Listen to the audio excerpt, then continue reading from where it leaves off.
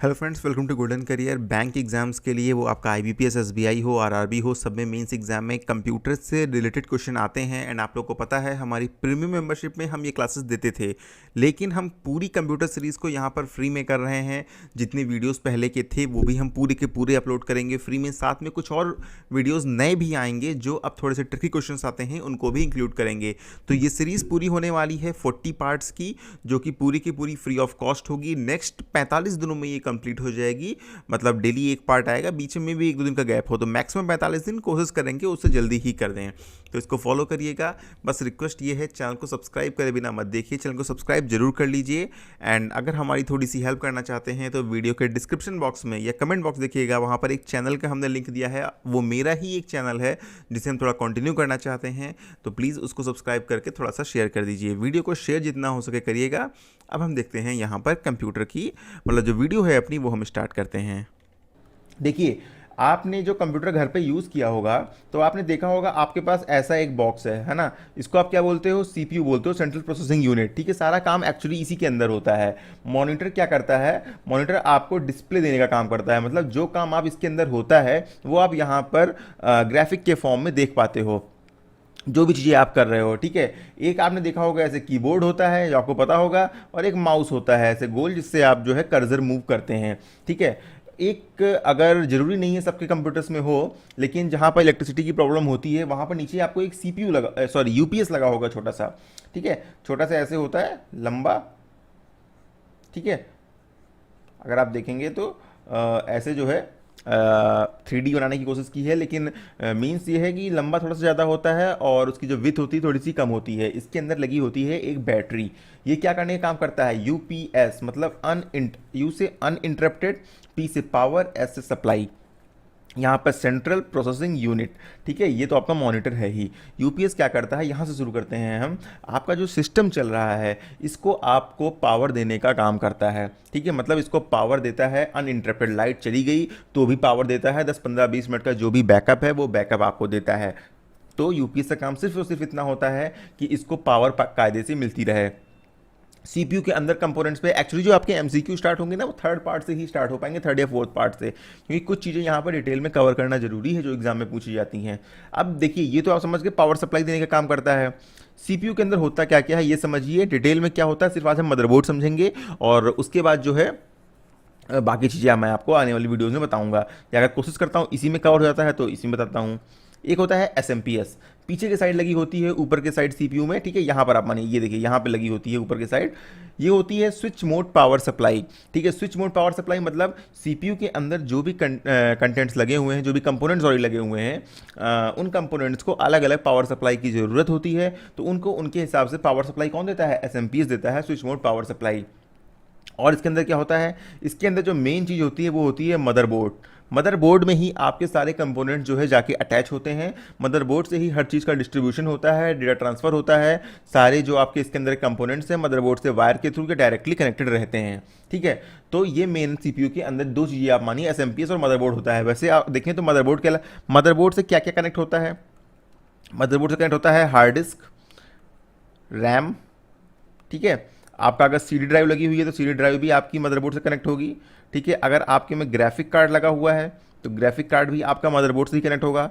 जो आपका प्रोसेसर होता है, ठीक है, प्रोसेसर भी आपका मदरबोर्ड में ही डायरेक्टली कनेक्टेड रहता है। ठीक है, प्रोसेसर की जो हीट सिंक होती है वो भी आपकी मदरबोर्ड से ही कनेक्टेड रहती है। प्लस आपके जो भी फैन लगे होंगे सीपीयू कूल करने के लिए, उनको भी पावर मदरबोर्ड के थ्रू ही मिलती है।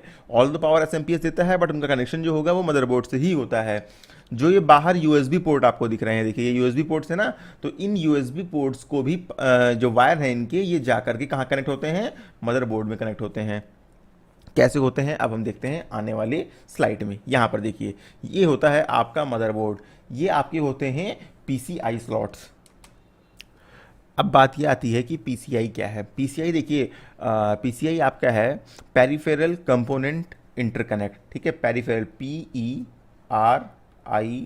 PERIPHERAL। ठीक है, पेरिफेरल कंपोनेंट इंटरकनेक्ट।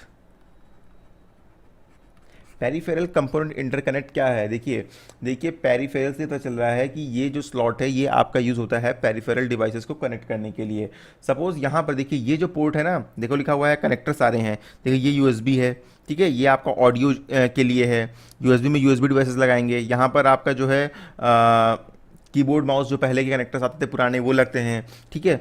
ये आपका वीजी आउटपुट है, वीजी आउटपुट मतलब यहाँ पर डिस्प्ले वाली जो मॉनिटर की केबल है वो आके यहाँ पर लगेगी। ऑल्दो अब ये भी वीजी जो पोर्ट है पुराना हो चुका है, आज के टाइम में आपके मॉनिटर में एचडीएमआई केबल्स आ रहे हैं। HDMI में डेटा ट्रांसमिशन की स्पीड जो होती है वो ज़्यादा होती है, ठीक है। इसका फुल फॉर्म क्या है? High definition media interchange.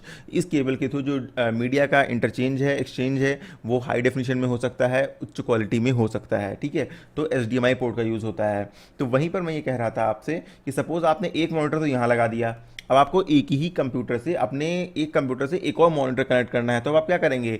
एक पीसीआई कार्ड लाएंगे और वहाँ पर आप इसमें लगा देंगे मदरबोर्ड में, ठीक है। और उस कार्ड में एक और स्लॉट बना होगा, वहाँ से आप अपने दूसरे डिस्प्ले को मैनेज कर सकते हैं, वहाँ पर एक और डिस्प्ले आप लगा सकते हैं, ठीक है। एडिशनल इनपुट आउटपुट पोर्ट का काम प्रोवाइड करता है कंप्यूटर के लिए PCI slot peripheral component interconnect, ठीक है। कोई एडिशनल आपको इनपुट आउटपुट डिवाइस अगर लगानी है तो वो पीसीआई कार्ड के थ्रू लगाया जा सकता है, ठीक है। एक आपके दो ब्रिज होते हैं, साउथ ब्रिज होता है, एक नॉर्थ ब्रिज होगा कहीं पर। ये नॉर्थ ब्रिज है, north bridge with heat sink.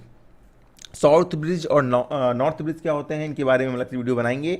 बस आप ये नाम याद रखिएगा कि मदरबोर्ड में कुछ साउथ ब्रिज और नॉर्थ ब्रिज भी होता है। ये क्या है? देखिए लिखा हुआ है सीपीयू सॉकेट। जो आपका प्रोसेसर होता है, आपने प्रोसेसर के नाम सुने होंगे, कोर i3 हो है, ठीक है। या पहले आपका स्टार्टिंग में बहुत फेमस प्रोसेसर है पेंटियम 4, या आपका AMD के प्रोसेसर्स आते हैं, AMD रेडियन करके सीरीज आती है, ठीक है। इनके नाम आपने सुने होंगे, core i3, i5, i7, i9 भी आ चुका है। तो वो प्रोसेसर जाके इसी स्लॉट में लगते हैं और प्रोसेसर इस पर रखने के बाद इसी के ऊपर जो है आपका एक फ़ैन लगता है। फ़ैन किस लिए लगता है? फ़ैन विद हीट सिंक लगता है। क्यों? क्योंकि प्रोसेसर को ठंडा करने के लिए। जब आप कंप्यूटर को यूज़ करते हैं, उसको डेटा प्रोसेस होता है, तो सीपीयू से मानी प्रोसेसर से बहुत ज़्यादा हीट जनरेट होती है। उस हीट को कम करने के लिए ही हम यहाँ पर एक फ़ैन लगाते हैं, ठीक है। और ये आपका IDE कनेक्टर है। IDE कनेक्टर किस लिए यूज़ होते हैं? देखिए पहले जो पुरानी हार्ड डिस्क आती थी उनमें ID कनेक्टर होता था, ठीक है, IDE। लेकिन अब जो होता है उनमें अब SATA कनेक्टर्स होते हैं। तो यहाँ पर 2 पोर्ट, नए मदरबोर्ड से पुराना फ़ोटो है, ठीक है। तो यहाँ पर SATA पोर्ट भी होते हैं। तो आपके 2 पोर्ट हो गए, हार्ड डिस्क को कनेक्ट करने के लिए और CD ड्राइव को कनेक्ट करने के लिए। क्या?